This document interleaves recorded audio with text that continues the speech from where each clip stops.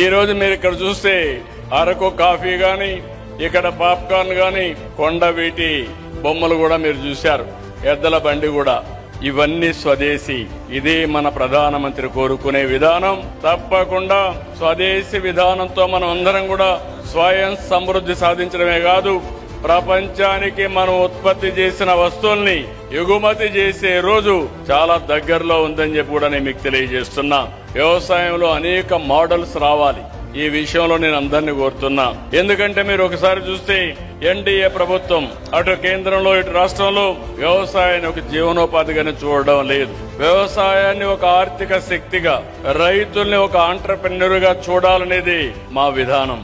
వ్యవసాయ ఉత్పత్తుల్ని ప్రాసెస్ చేసి విలువ జోడిస్తే ఏ విధంగా ఉంటుందో ఈ రోజు ఈ యొక్క ఇండస్ట్రీ ఒక ఉదాహరణ.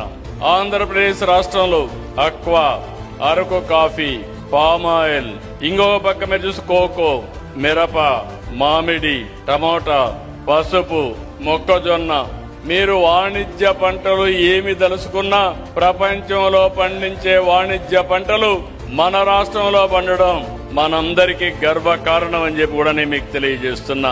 అయితే దీనికి ప్రాసెస్ చేసి, వాల్యూ యాడ్ చేసి, బ్రాండ్ ప్రమోట్ చేసి అంతర్జాతీయ మార్కెట్లు తీసుకుపోతే దాని విలువ అనేక రెట్లు పెరుగుతుంది. అప్పుడే భారత రైతాంగం రాజుగా ఎదిగే పరిస్థితికి వస్తారు.